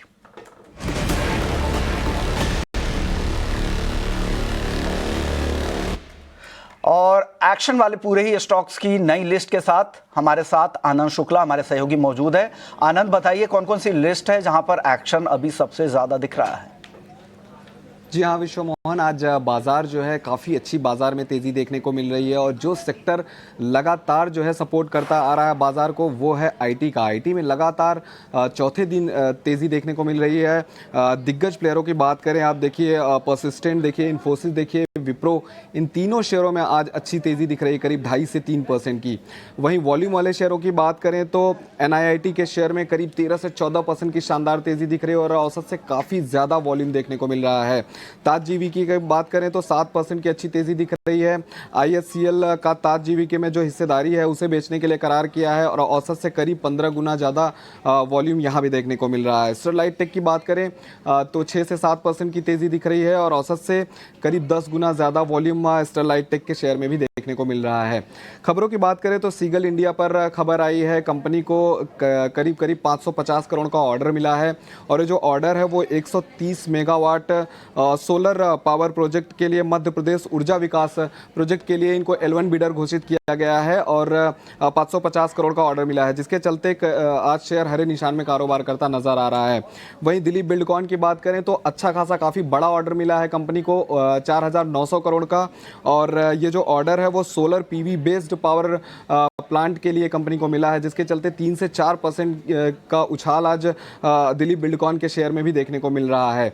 अंत में एक ब्रोकरेज रिपोर्ट की बात करें तो टाटा मोटर्स CV पर नोमुरा की ब्रोकरेज रिपोर्ट आई है। इन्होंने बाई रेटिंग के साथ कवरेज जो है वो शुरू किया है और लक्ष्य दिया है 481 रुपये का। इनका ऐसा मानना है कि GST में सुधार और इकोनॉमिक्स में GST में कटौती और इकोनॉमिक्स में सुधार के चलते आगे जो है कंपनी में ग्रोथ देखने को मिल सकती है, जिसके चलते शेयर में 3 से 4% की आज अच्छी तेज़ी देखने को मिल रही है। तो ये सारे बड़े अपडेट्स थे जहां पर आज एक्शन देखने को मिल रहा है। ऑलराइट, बहुत बहुत शुक्रिया आनंद, ये पूरी लिस्ट हमारे सामने रखने के लिए। तो ढेर सारे काउंटर्स हैं जहां पर बढ़िया एक्शन है और ओवरऑल आज के सत्र में हम देखें कि बाजार भी अपने आप को बहुत स्मार्टली होल्ड कर रहा है। पर आइए इन काउंटर्स पर रखेंगे नज़र, पर इस बीच एक और काउंटर है जो कि ऐसे बढ़ते बाजार में भी अंडर परफॉर्म कर रहा है और वो है डिक्सन टेक्नोलॉजीज़। आप देखिए डे लो पर ये स्टॉक आता हुआ 3% का कट आप फिलहाल देख सकते हैं और लगातार हम देख सकते हैं कि ये स्टॉक पे प्रेशर ही है। जब इस पूरे पर्टिकुलर स्पेस में केन्स टेक पर भी हमने गिरावट देखी थी तो डिक्सन पर भी लगातार सेलिंग प्रेशर हावी था। आज देखिए मॉर्गन स्टैनली की भी रिपोर्ट आई है जहां पर अंडरवेट की रेटिंग देते हुए 11,560 के उन्होंने अपने टारगेट्स दिए हैं। यहाँ पर आप देख सकते हैं कि कहीं ना कहीं प्रेशर बरकरार है और मॉर्गन स्टैनली के जो टारगेट्स हैं वो मौजूदा स्तरों से भी लगभग 1,000 रुपये नीचे हैं। श्रीकांत जी, क्या लगता है आपको कब तक जो है सेलिंग प्रेशर रहेगा डिक्सन टेक में? कोई की सपोर्ट लेवल्स आप स्पॉट कर पा रहे हैं? क्योंकि देखिए कहाँ ये स्टॉक 17,000 18,000 के बीच ने दर्शन दिया और उसके बाद आप देखिए लगातार सेलिंग प्रेशर इस पे बरकरार है। कहाँ तक जा सकता है ये? क्या लग रहा है कि जब तक ये केन्स टेक्नोलॉजी की दिक्कतें हैं उसके क्वार्टरली नंबर्स आएंगे उसके बाद मुझे लगता है कि स्ट्रीट को थोड़ा कॉन्फिडेंस आ सकता है। अगर ये नंबर्स एज पर एक्सपेक्टेशंस या अगर बीटिंग एक्सपेक्टेशंस रहेंगे तो डेफिनेटली ये सेक्टर में ओवरऑल बाइंग आ सकती है। तब तक मुझे लगता है कि थोड़ी सी कॉशियस एक्टिविटी हमें देखने मिलेगी। वैसे डिक्सन टेक्नोलॉजी के अगर ओवरऑल टेक्निकल पैटर्न को देखें तो हमें लगता है कि ये वापस से इम्पोर्टेंट सपोर्ट जोन में आ रहा है और करंट लेवल से अगर लॉन्ग टर्म लंबी अवधि का नजरिया हो तो मुझे लगता है कि ये जो 12,000 से लेकर 13,000 की रेंज है इस रेंज में इसे लॉन्ग टर्म के व्यू के साथ खरीदना चाहिए। वापस से इस स्टॉक में रिबाउंड हमें देखने मिल सकता है क्योंकि जो भी प्रॉब्लम रिलेटेड है वो केन्स से है लेकिन ओवरऑल सेक्टर जो है वो सेम है। इसकी वजह से इस पर्टिकुलर सेक्टर में पर्टिकुलर स्टॉक में हमने गिरावट देखी है। बट अगर लंबी अवधि का नजरिया हो तो बिल्कुल 13,000 में भी इसे खरीदना चाहिए और 12,000 में भी इसे खरीद के चलना चाहिए।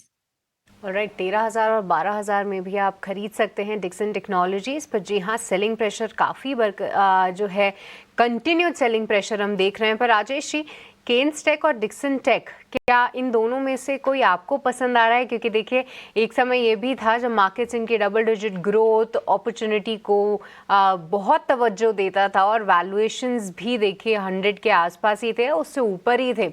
अब जिस तरीके का करेक्शन है ऐसे में क्या करना चाहिए राजेश जी? क्योंकि आई एम श्योर बहुत सारे रिटेल इन्वेस्टर्स अपने आप को ऐसे काउंटर्स में फंसा हुआ महसूस करते हैं।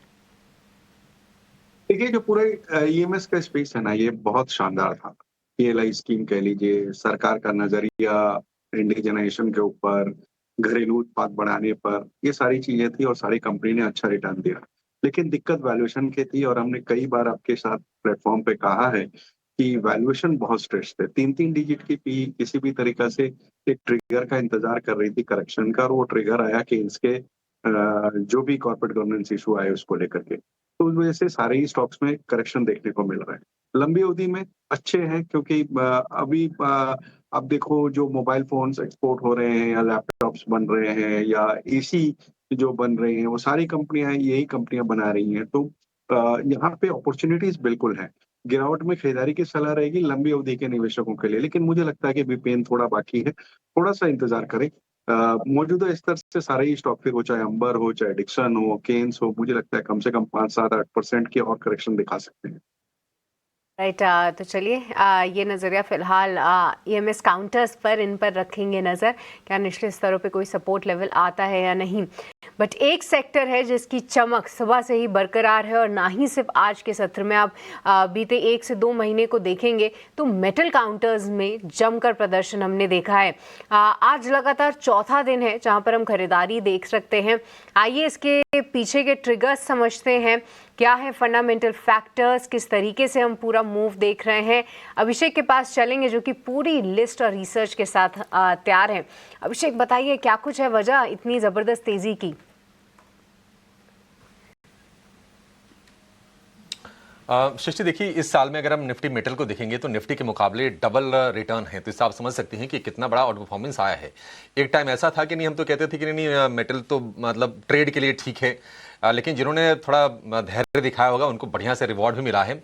और उसके पीछे 2-3 जो मुख्य वजह हैं जो फंडामेंटली हैं, एक तो देखिए इंडस्ट्रियल एक्टिविटी रिबाउंड कर रही है, दूसरा ये है कि सेंटिमेंट ठीक हो रहा है, पॉलिसी का भी सपोर्ट मिल रहा है डोमेस्टिकली या फिर अगर हम ग्लोबली देखेंगे तो ये तमाम चीज़ें हैं। और इसके चलते ही आप देखिए कि तेज़ी बढ़ रही है। हिंडाल्को, नैल्को, वेदांता, ये तीनों के तीनों शेयर आज नई रिकॉर्ड ऊंचाई पर पहुंच गए हैं। और अब हो ये रहा है कि उम्मीदें ये हैं कि जो Q3 के जो नतीजे आएंगे वो रोबस्ट आएंगे, और उस उम्मीद से भी शेयर में बाइंग हो रही है।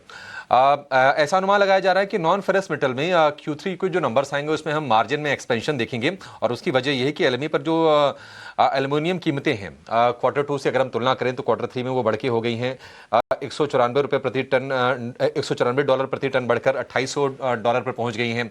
आज जिंक की बात करें तो ये भी Q2 के मुकाबले करीब $200 के आसपास का उछाल इसमें है। तो ये कुछ और भी फैक्टर्स हैं। और हम देखें कि जो निफ्टी मेटल इंडेक्स अपने ऑल टाइम हाई से अब फिर से करीब 1 से 1.5% के आसपास की दूरी पर रह गया है। हमने बड़ी रफ्तार देखी थी सितंबर और अक्टूबर के महीने में, नवंबर थोड़ा लैकलस्टर रहा, लेकिन दिसंबर में फिर से वो बाइंग लौटी है। पिछले अगर हम 6 महीने की बात करें सृष्टि, तो जो तेजी रही है मेटल इंडेक्स में 17% की रही है, और जबकि निफ्टी की जो तेजी रही है वो रही है 4% की। तो बेहतरीन आउट परफॉर्मेंस लगातार जारी है। और अच्छी चीज़ ये हुई थी कि देखिए इंडिया में जो सेफगार्ड ड्यूटी वगैरह लगी उसका भी बेनिफिट मिला इंडियन मेटल कंपनीज को।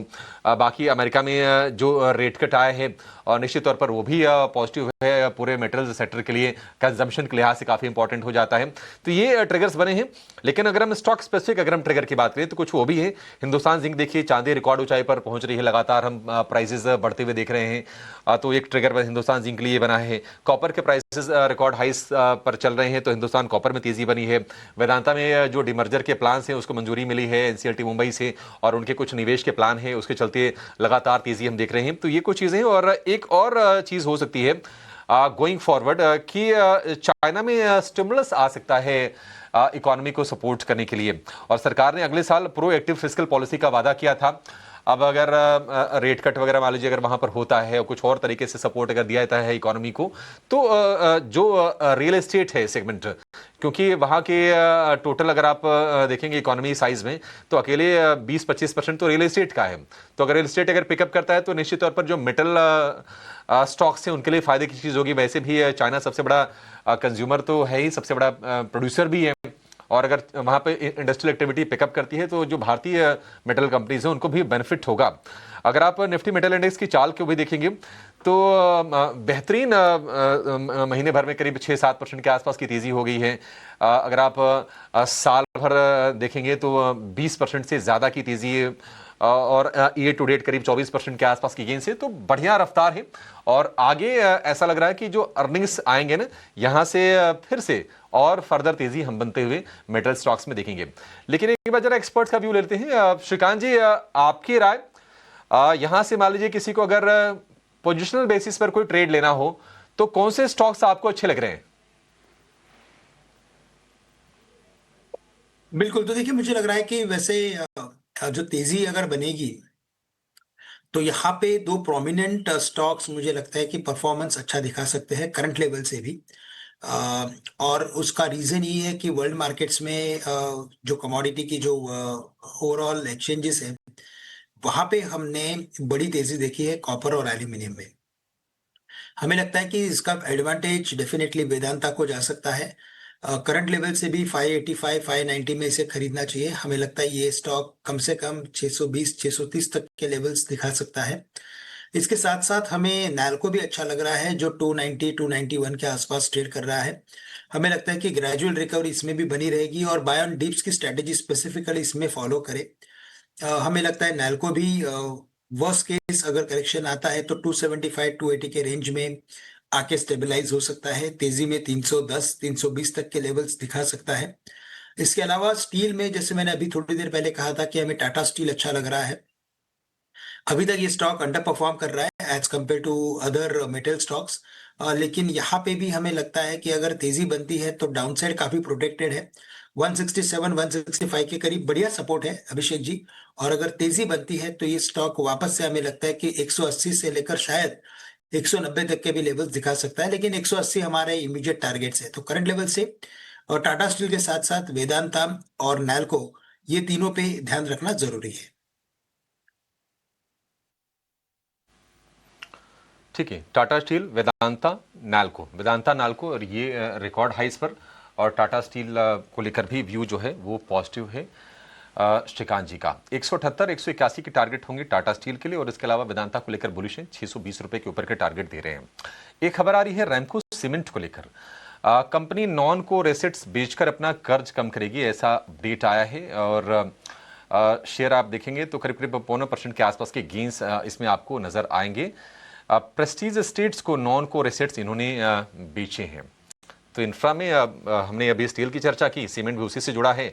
और सीमेंट के लिए भी राजेश जी, टिपिकली जो Q2 ऑनवर्ड्स का जो समय होता है ना, वो पिकअप करने का होता है, क्योंकि मॉनसून ओवर हो चुका होता है, फिर वो डिमांड लौटती है, फिर प्राइसिंग पावर लौट आती है कंपनीज की। आपकी राय सीमेंट को लेकर, क्योंकि हम अगर आप पिछले महीने भर से देखेंगे तो बाइंग मूव अच्छे आ रहे हैं सीमेंट में। आपकी राय क्या है सर? और कोई पसंदीदा शेयर जो होगा निवेश के लिए वो कौन सा होगा? अभिषेक जी, ऐसा है कि सीमेंट पे हम थोड़ा बुलिश हैं। कारण ये है कि आगे आने वाले दिनों में 2-3 राज्यों में इलेक्शन है, और उस लिहाज से हमें लगता है कि इस बार के बजट में इंफ्रास्ट्रक्चर पर थोड़ा बूस्ट रहेगा। और आज जैसी खबरें आई कि रेलवे ने अपने किरायों में भी बढ़ोतरी करी है, तो उसमें भी लग रहा है कि इंफ्रास्ट्रक्चर और केपेक्स पे बूम रहेगा। तो इस सारी चीजों के मद्देनजर हमें लगता है कि सीमेंट में, मेटल्स में इसमें डिमांड बढ़ी रहेगी। और सीमेंट की खास बात की जाए तो जैसा आपने कहा, मानसून ओवर होने के बाद में रिवाइवल होता है डिमांड में। दूसरे अगर आप देखो तो आरबीआई ने जो रेट कट्स वगैरह किए हैं, तो हाउसिंग लोन में कमी आएगी, तो हाउसिंग डिमांड भी बढ़ के रहेगी। तो इन सब चीजों के बीच में अगर लार्ज कैप पे नजर रखनी हो तो सबसे बड़ी कैपेसिटी के साथ मुझे लगता है अल्ट्राटेक के साथ ही जाना चाहिए। हाँ, स्टॉक थोड़ा बढ़ गया है, लेकिन फिर भी अपसाइड अभी बहुत बाकी है, क्योंकि कंपनी लगातार अच्छा परफॉर्मेंस दिखा रही है, कैपेसिटी सबसे बड़ी है, नए कैपेक्स भी कर रहे हैं। और अगर किसी को अल्ट्राटेक थोड़ा महंगा लगता हो तो मैं समझता हूँ ग्रासिम ले सकता है, जो कि अल्ट्राटेक की होल्डिंग कंपनी है, और उसके अलावा उसमें दूसरे कारोबार भी हैं। मिड कैप की बात की जाए तो कई स्टॉक्स है, जैसे कि बिरला कॉर्प है, मंगलम सीमेंट है, जो अच्छे लग रहे हैं और अच्छी परफॉर्मेंस दिखा रहे हैं। तो ये कुछ चुनिंदा स्टॉक है जहां नजर रखी जा सकती है। ठीक है, ग्रासिम हो गया, अल्ट्राटेक हो गया, ये बड़ी कंपनीज में कुछ मिड कैप के भी नाम लिए, बिरला कॉर्प उसमें शामिल है।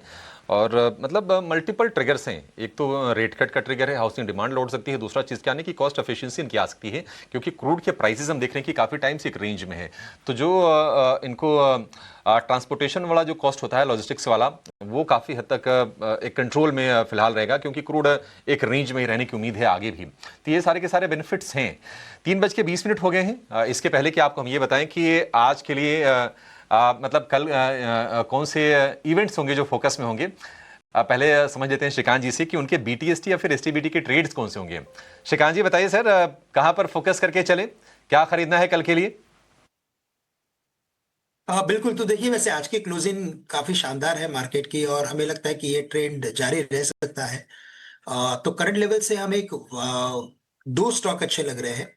एक तो है वरुण बेवरेजेस, 485 के आसपास ट्रेड कर रहा है, 485 486 के करीब ट्रेड कर रहा है।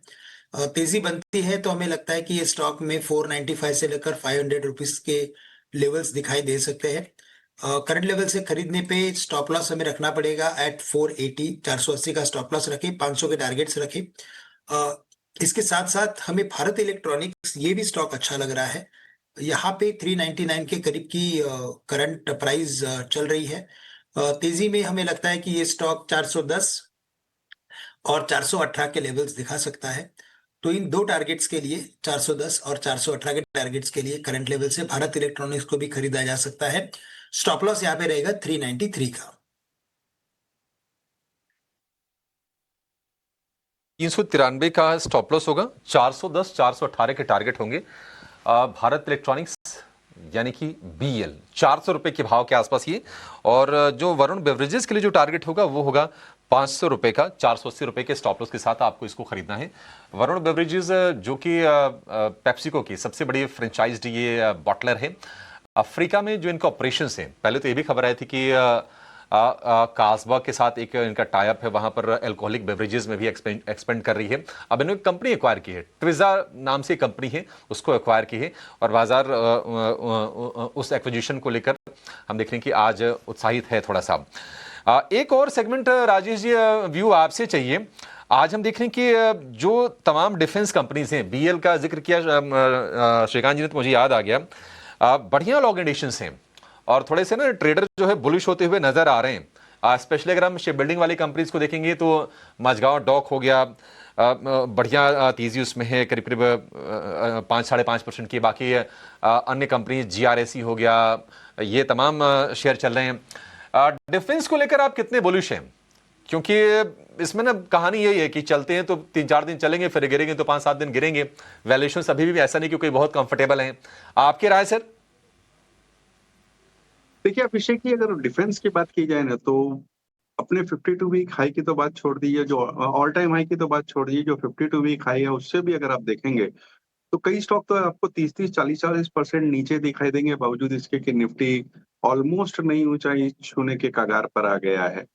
तो वैल्यूएशन जो पहले एक फ्रॉथ था कि बहुत ओवर स्ट्रेच्ड हो गए, मुझे लगता है कि वहां से थोड़ी सी कंफर्ट आया है। दूसरे अगर आप देखें तो प्राइस सारी कंपनियों के ऑर्डर बुक बहुत शानदार है, एग्जीक्यूशन विजिबिलिटी अच्छी है, और सरकार का जो पुश है डिफेंस मॉडर्नाइजेशन का, वो एक ट्रिगर है इन सारे स्टॉक्स में।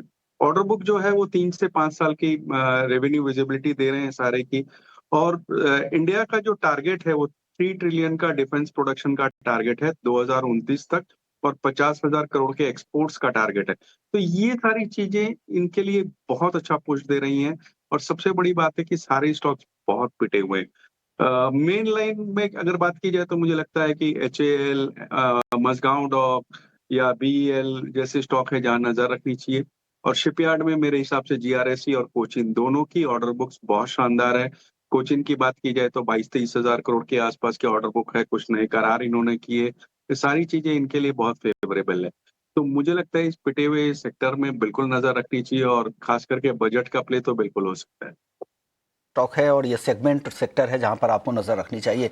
लेकिन बाजार बंद होने के बाद और कल कौन कौन से बड़े इवेंट्स हैं, ये पूरी लिस्ट के साथ हमारी सहयोगी तृप्ति उपाध्याय मौजूद हैं। तृप्ति बताइए, इवेंट्स टू वॉच की लिस्ट में आज क्या क्या हैं? जी हाँ, कल के इम्पॉर्टेंट इवेंट्स पर नज़र डाल लेते हैं। अमेरिका के साथ शुरुआत करते हैं, जहां कल आपको GDP, इंडस्ट्रियल प्रोडक्शन और कंज्यूमर कॉन्फिडेंस के आंकड़े आते हुए नजर आएंगे। जापान की अगर बात करें तो यहाँ पर जापान की कंपनी ओरेकल, जो कि अमेरिकन कंपनी की सब्सिडरी कंपनी, अपने क्वार्टरली रिजल्ट यहाँ पर जारी करेगी। इंडियन मार्केट्स का रुख कर लेते हैं। कल निफ्टी की वीकली एक्सपायरी होने वाली है, तो इस पर नज़र रखिएगा। साथ ही ग्रेनुल्स में फंड जुटाने को लेकर कंपनी विचार करेगी। KSH इंटरनेशनल की एक्सचेंजेस पर लिस्टिंग होने वाली है, कितने पर ये लिस्ट होता है इस पर अपनी नज़र रखें। साथ ही सात्विक ग्रीन में 2% की इक्विटी के लिए लॉक इन पीरियड खुलेगा और GK एनर्जी में भी 2% की इक्विटी के लिए कल से लॉक इन खुलने वाला है। तो ये थे कल के इंपॉर्टेंट इवेंट्स जो आप अपनी नज़र में बनाकर रखिए। ठीक है, पूरी लिस्ट लेकर आने के लिए। लेकिन चलिए, एक स्टॉक है जिस पर आज चर्चा करना जरूरी है, वो है बॉम्बे स्टॉक एक्सचेंज का। 3.5% की तेजी है और पिछले कुछ सत्रों में आप देखें तो यहाँ पे ठीक ठाक मोमेंटम बना है और इस साल 2025 में 53% से ज़्यादा की तेजी BSE में आ चुकी है और पिछले 5 साल में इस स्टॉक ने करीब 4000% का रिटर्न दिया है। और अब खबर ये भी आ रही है, मैनेजमेंट की तरफ से कहा गया है, उनके MD एंड CEO ने कहा है कि बैंकेक्स को ज़्यादा मजबूत और ट्रेडेबल बनाने पर फोकस है और डेरिवेटिव सेगमेंट में नए कॉन्ट्रैक्ट भी, नए प्रोडक्ट भी लॉन्च की खबर है। तो ये सारे जो अपडेट्स हैं, इससे भी यहाँ पर आज के सत्र में सपोर्ट मिल रहा है और बैंक के बारे में कहा जा रहा है कि मंथली डेरिवेटिव को इसको बड़ा प्रोडक्ट बनाने की तैयारी चल रही है बैंक निफ्टी के स्केल का। और इसमें 4 नए बैंक जोड़े गए हैं, जिसमें Canara bank, AU small finance bank, PNB और यूनियन बैंक को भी इस इंडेक्स में जगह दी गई है। ये बदलाव 26 दिसंबर से लागू होंगे। BSE को लेकर एक राय, श्रीकांत जी, आपकी क्या बन रही है? एक जबरदस्त तेजी, बड़ा वेल्थ क्रिएटर है, आगे क्या इस तरह की रनअप जारी रह सकते हैं क्या? तो देखिए, काफी अच्छा रनअप हमने BSE में देखा है और इसके बाद हमें लग रहा है कि अभी ये जो स्टॉक है, यहाँ पे हमें एक ग्रेजुअल एक्टिविटी देखने मिलेगी, यानी कि ये स्टॉक मार्केट परफॉर्मर हो सकता है, क्योंकि मार्केट के तेजी के साथ इसके सेंटिमेंट जुड़े होते हैं। Most of the time market में तेजी होती है तो ये स्टॉक में तेजी हम देखते हैं, विच इज बट नेचुरल। तो हमें यही लग रहा है कि एक मार्केट परफॉर्मर स्टॉक रहेगा, बट ओवरऑल हमें लगता है डाउनसाइड भी काफी लिमिटेड है, तो करंट लेवल से भी इसे खरीदा जा सकता है। ओवरऑल टारगेट्स रहेंगे 3000 के, आने वाले कुछ महीनों में ये अचीव कर सकता है। पोजिशनल बाय के बेसिस पे इसे देखा जा सकता है। करेक्शन अगर आता है तो मुझे लगता है कि वो 2600 रुपए तक सीमित हो सकता है, तो करंट लेवल से 150-200 रुपए का करेक्शन आ सकता है, लेकिन अगर तेजी बनी तो 300-400 रुपए की तेजी बन सकती है। BSE को लेकर एक छोटा जवाब SBI पे भी दे दीजिए आप। SBI को लेकर क्या राय बन रही है? आज कमजोर है, यहाँ पर खरीदारी करनी चाहिए क्या, श्रीकांत जी? बिल्कुल। तो देखिए, यहाँ पे भी हमें लगता है कि तेजी का रुख है और कंटिन्यूअसली जो भी करेक्शन आ रहा है उसमें बाइंग भी आ रही है, बट साथ ही साथ 1000 रुपए के करीब एक नर्वसनेस हमने मोस्ट ऑफ द टाइम इस स्टॉक में आते हुए देखा है। तो शॉर्ट टर्म में हमें लग रहा है कि ये स्टॉक 1000 रुपए के करीब अरेस्ट होते हुए दिखेगा, लेकिन एक बार अगर 1000 रुपए के लेवल्स को अगर क्रॉस कर लेगा तो उसके बाद हमें लगता है कि 1050 तक की भी रैली ये दिखा सकता है। लंबी अवधि का नजरिया या मीडियम टर्म का अगर मैं नजरिया लेता हूँ तो बिल्कुल इसमें काफी स्ट्रांग व्यू है और इसमें बने रहने की हमारी राय रहेगी। तो चलिए, SBI यहाँ पर बने रहने की राय आपको मिलती हुई, बट इस बीच आपके लिए एक खबर भी कि सोलर स्कीम के तहत सब्सिडी को बढ़ावा देने के लिए इस बजट में कुछ ऐलान हो सकते हैं, इस पर भी नज़र ज़रूर रखेंगे। एक बड़ी एक्सक्लूसिव हमारे सहयोगी प्रकाश हमारे लिए लेकर आए हैं। बट इसी के साथ राजेश जी और श्रीकांत जी, आपका बहुत बहुत स्वागत करना चाहेंगे। आज आपने समय निकाला और मार्केट पर अपनी स्ट्रैटेजी, तमाम सेक्टर्स पर क्या होनी चाहिए रणनीति और स्टॉक स्पेसिफिक नज़रिया भी हमसे साझा किया और हमारे दर्शकों की भी मदद की। पर चलिए क्लोजिंग की तरफ चलते हैं और आज का पूरा ही दिन जो है वो काफ़ी अच्छा रहा मार्केट्स के लिए, क्योंकि कहीं ना कहीं 26,100 के ऊपर ही सस्टेन होता हुआ नजर आया बाजार। मेजॉरिटी ऑफ द टाइम जो है हमने एक अच्छा मूव देखा। साथ ही साथ निफ्टी बैंक भी लगभग 200 अंकों से ज़्यादा की तेज़ी के साथ बंद होने की तैयारी में है। आज IT काउंटर्स में ज़बरदस्त धूम थी और साथ ही धूम थी आपके मेटल काउंटर्स में, जिनकी चमक बिल्कुल भी फीकी नहीं पड़ी पूरे ही दिन। आप देखिए, कई सारे ऐसे काउंटर्स थे जिनमें हाल फिलहाल काफ़ी पिटाई हुई, उनमें एक कमबैक रहा, जिसमें कि ट्रेंड आज बना निफ्टी का टॉप गेनर, लगभग 0.4% की तेजी यहाँ पे। टाटा मोटर्स PV में लगभग 2% का उछाल, भारती एयरटेल में लगभग 2% का मूव और साथ ही IT पैक में से विप्रो, इन्फोसिस, साथ ही साथ आप देखिए टेक महिंद्रा, ये सभी काउंटर्स में एक अच्छा एक्शन हमने देखा। अब बात करते हैं अगर मेटल काउंटर्स की, तो वहाँ पर भी हमने देखा कि नाल्को, सेल, हिंदुस्तान कॉपर, हिंदुस्तान जिंक जैसे स्टॉक्स जो है वो अच्छा प्रदर्शन करते हुए नजर आए। हालांकि Tata consumers, SBI, HDFC life के कुछ निफ्टी के टॉप लूजर जरूर साबित हुए, बट किसी भी काउंटर में देखिए 1% से ज्यादा की गिरावट नहीं